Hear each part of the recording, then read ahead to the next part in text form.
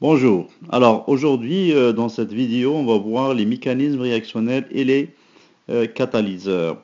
Mais avant de commencer les mécanismes réactionnels et les catalyseurs, on va commencer par le tableau suivant. Sur le tableau, on voit les réactions moléculaires. Donc, on voit les réactions unimoléculaires, ça veut dire les réactions où intervient une seule molécule.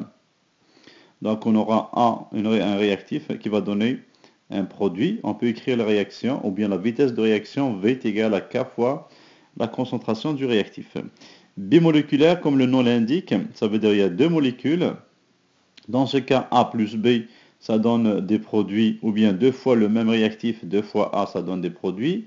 On peut écrire les vitesses de réaction comme ceci. Pour les trimoléculaires, on a ici trois molécules, soit trois identiques. On obtient des produits, dans ce cas, c'est Ka puissance 3. Ou bien un différent et deux identiques. Donc dans ce cas-là, c'est Ka au carré fois B. Et enfin, trois différents. Donc on aura A fois B fois C fois la constante de vitesse. Alors pourquoi ce tableau? C'est que tant que c'est plus petit ou bien une seule molécule, on aura une réaction plus rapide. Alors ici est plus rapide que elle. Et trimolculaires, elles sont encore plus rares puisqu'il est peu probable que les trois molécules ou bien trois molécules se heurtent en même temps avec la bonne géométrie. Donc ce genre de réactions sont beaucoup plus lentes.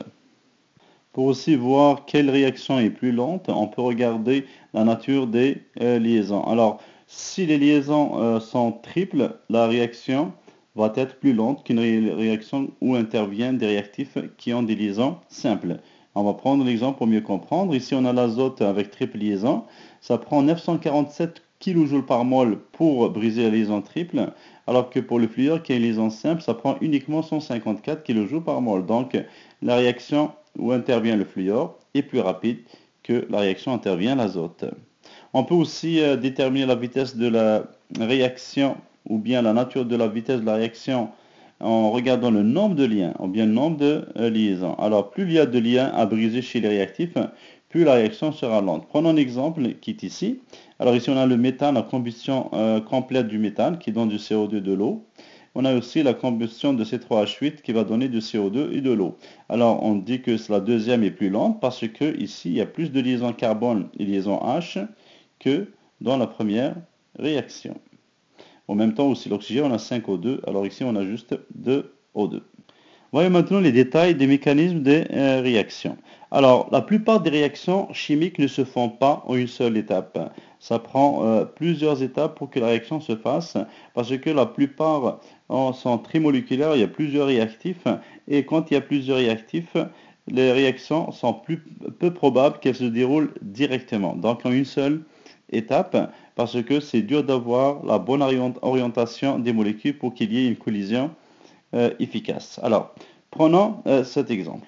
Cet exemple montre une réaction simple, 2NO plus O2, ça donne 2NO2, mais on voit ici que c'est une réaction qui contient des réactifs très moléculaires. Donc, elle est peu probable. Pour cela, il y a deux étapes pour arriver à la réaction simple. Et ces deux étapes, ou bien ces deux réactions, on les appelle des réactions élémentaires.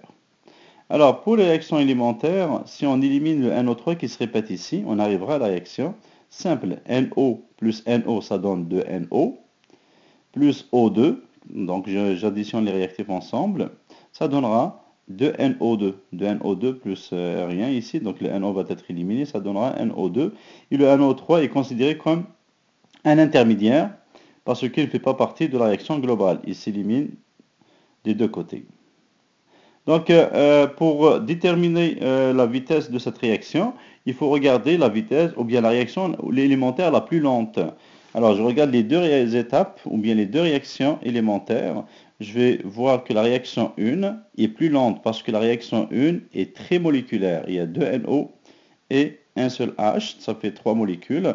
Dans ce cas-là, elle est très moléculaire, alors que la deuxième est bimoléculaire. Il y a deux molécules, H2 et N2O. Donc, la première réaction, c'est une réaction lente, donc on l'appelle une réaction limitante ou bien l'étape limitante. Et la vitesse de la réaction ou bien l'équation de vitesse de la réaction dépend de cette réaction, ou bien de cette étape. Maintenant, voyons comment déterminer la vitesse d'une réaction globale selon les étapes élémentaires de la réaction. Alors, il faut s'assurer que la succession des étapes élémentaires donne bien la réaction globale. Quand je vais les additionner comme j'ai fait tout à l'heure, ça va me donner l'équation globale. On détermine l'étape élémentaire qui est la plus lente, comme on vient de le faire. Donc, il faut regarder trimoléculaire, bimoléculaire, ainsi de suite. Ensuite, on tient compte de la vitesse de réaction. Ça veut dire donner les coefficients de la réaction qui vont être l'ordre de la réaction, mais de la réaction limitante. Voyons pour comment faire. Alors ici, on a l'étape 1, on va additionner, donc on va faire la première étape, succession des étapes, ils doivent donner l'équation de base ou l'équation cible. Alors je vais mettre 2NO plus H2, ça donne 1,2O plus H2O. 1,2O plus H2, ça donne 1,2 plus H2O. J'additionne les réactifs ensemble et les produits ensemble. Alors j'arrive à l'équation ici, 2NO plus 2H2, ça donne 1,2 plus 2H2O. Alors cette équation a été déjà donnée, c'est celle-là qu'il faut obtenir, il vous la donne, et quand vous additionnez les deux étapes, il faut arriver à l'équation cible. Donc on peut les additionner, on voit bien que on peut éliminer N2O et N2O des deux côtés. Et voilà, donc c'est tout ce qu'il faut éliminer. Pour l'étape 2, donc pour l'étape 2, on regarde l'étape 2, on regarde qui est la plus lente. Est-ce que c'est celle-ci ou bien celle-ci? Alors pour cela, on va regarder ici, c'est une réaction trimoléculaire, alors que celle-là est une réaction bimoléculaire. Donc la première est une réaction limitante. Alors ici, l'étape 1, trimoléculaire, qui est plus rare, donc lente, et bimoléculaire, pardon, elle est plus rapide. Donc c'est la première est limitante. Donc les arguments de l'étape lente est conforme à la molécularité. Donc le nombre de molécules c'est 3, donc c'est plus lent. Enfin, on va écrire l'équation de la vitesse qui va correspondre à l'équation de la réaction la plus lente. Alors la plus lente, ici, on a la première, 2NO plus H2, ça donne N2O plus H2O. Donc ici, on peut écrire directement V est égal à KNO au carré. Dans ce cas, vous mettez le coefficient correspond à l'ordre, puisque c'est une équation limitante, et H2 puissance 1. Donc ici, le coefficient est de 1, donc l'ordre est de 1. Alors ici, on voit bien que la vitesse de la réaction est d'ordre 3, parce que 2 plus 1, ça va donner 3, et ce qui est assez probable. Maintenant, parlons rapidement des catalyseurs. Il y a différents types de catalyseurs. Il y a des catalyseurs chimiques qu'on utilise souvent pour augmenter la vitesse de la réaction. Il y a des catalyseurs biologiques qui sont les enzymes qui se retrouvent dans les organismes vivants pour justement catalyser ou bien augmenter la vitesse des réactions dans les organismes. Donc ici, le catalyseur, son rôle, c'est d'augmenter la vitesse. Ça veut dire de tout simplement réduire l'énergie d'activation. Alors ici, on voit une réaction qui se déroule en vert ici. Ça donne une courbe sans catalyseur. Comme vous le voyez, pas de catalyseur. Donc on voit bien sûr que c'est une réaction endothermique.